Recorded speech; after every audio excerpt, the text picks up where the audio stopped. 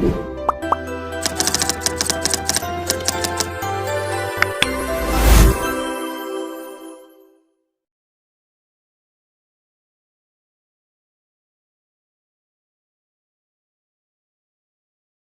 ये सुनने में मिलता है कि बेमेल चाहे रिश्ता हो चाहे बेमेल जोड़ी हो, वो एक लंबे समय तक नहीं टिकती।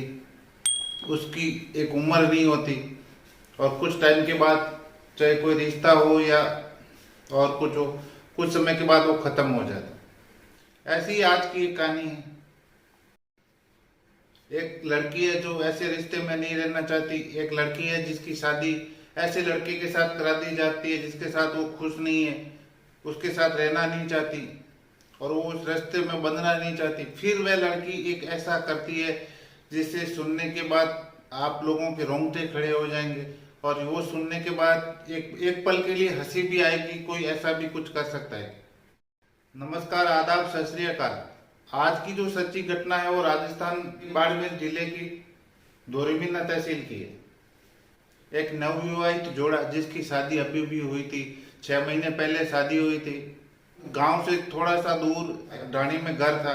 ढाणी में सो रहे थे दोनों रात को। तभी रात को अचानक से उस लड़के की आंख खुलती है। तब उसको फोन पे किसी की आवाज सुनाई देती है, कोई बात कर रहा है। वो उतना ध्यान नहीं देता, वापस सो जाता है। जब थोड़ी देर के बाद फिर उसकी आंख खुलती है और फिर उसको वही फोन पे आवाज आती है। तब इधर उधर देखता है, तब वो अपनी पत्नी को आवाज लगाता है, इधर उधर खोजता है। तब देखता है कि जिसकी आवाज फोन पे आ रही थी वो दरअसल किसी और की नहीं थी, वो उसकी उसी के पत्नी की थी। जब वह लड़का अपनी पत्नी से पूछता है कि तुम कब से बात कर रही हो, मैं सुन रहा हूँ कब से बात कर रही हो, ये किसके साथ, अभी रात को 1-2 बजे का टाइम हुआ, किसके साथ तुम बात कर रही थी। तब वह लड़की इतने आसानी से बताती नहीं है कि वो किसके साथ बात कर रही थी, किसके साथ नहीं कर रही थी। तो दोनों के बीच में लड़ाई झगड़ा हो जाता। लड़ाई झगड़ा इतना बढ़ जाता कि दोनों हाथापाई पे आ जाते हैं और तब जाके वो लड़की बताती है कि मैं अपनी बहन से और जीजा से बात कर रही थी।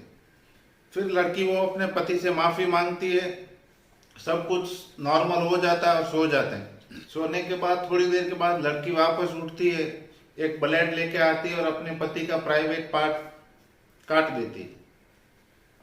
जब उसका प्राइवेट पार्ट कट जाता है तो वो लड़का बहुत जोरों से चिल्लाता है, बहुत शोर करता है।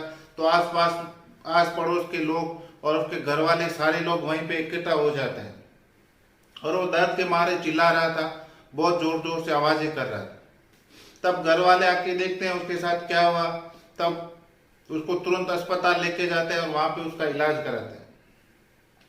और घर वाले ये बात करते हैं आपस में कि ये बात किसी के साथ किसी को मालूम नहीं पड़े, अपने घर की बात घर में ही रहे, किसी को आगे इसको काना कान खबर नहीं हो। जब सुबह लड़की से पूछा जाता है कि तुमने ऐसा क्यों किया, उसका प्राइवेट पार्ट क्यों काटा, तो लड़की कुछ बताती ही नहीं है। तब लड़के के घर वाले और एक पंचायत बुलाते हैं जिसमें लड़की के घर वालों को भी बुलाते हैं और घर के भी सारे लोग इकट्ठा होते हैं और एक पंचायत बुलाते हैं और पंचायत में ही निर्णय करने चाहते हैं कि क्यों किया, इसकी सजा इसको क्या मिलनी चाहिए। लेकिन पंचायत से भी कुछ निर्णय निकलता नहीं है। महीना भर तक ये पंचायत के चक्कर में घूमते रहते हैं, कभी इधर पंचायत बुलाते हैं, कभी उधर पंचायत बुलाते हैं, लेकिन कुछ भी नतीजा नहीं निकलता। जब पंचायत से कोई निर्णय नहीं निकलता है तो वह लड़का पुलिस स्टेशन जाता है और लड़की के खिलाफ एफआईआर दर्ज करवा देता है। जब लड़के के खिलाफ एफआईआर दर्ज हो जाती है तब पुलिस वाले लड़की को बुलाते हैं, पूछते हैं कि तुमने इस लड़के के साथ ऐसा क्यों किया, इसका प्राइवेट पार्ट क्यों काटा। तो वह लड़की बताती है कि हमारी शादी आटा पाटा परता उसके हिसाब से शादी हुई थी। आटा पाटा वह परता है जिसमें आमने सामने शादी होती है, जिसकी आमने सामने शादी होती है।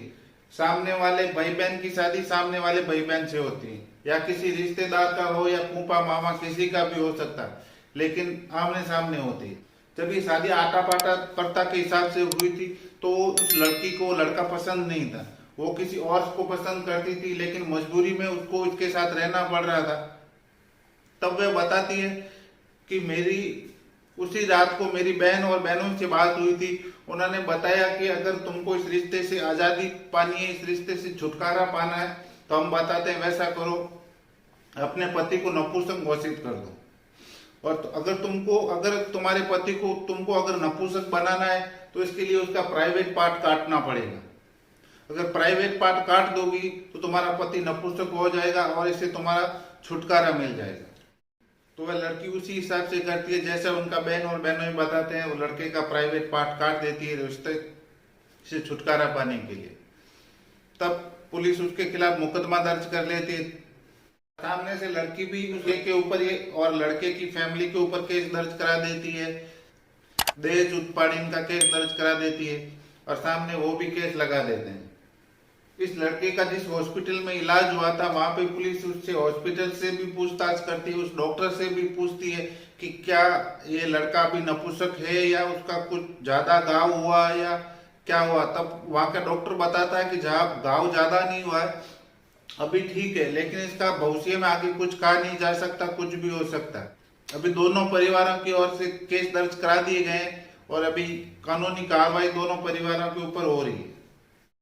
ये घटना सुनाकर किसी को परेशान करना नहीं था, बल्कि इस घटना सुनाने का एकमात्र उद्देश्य यह था कि जो हमारे चारों ओर आजकल जो घटनाएं घटित हो रही है उसके बारे में बताना था, उसके बारे में अवगत कराना था।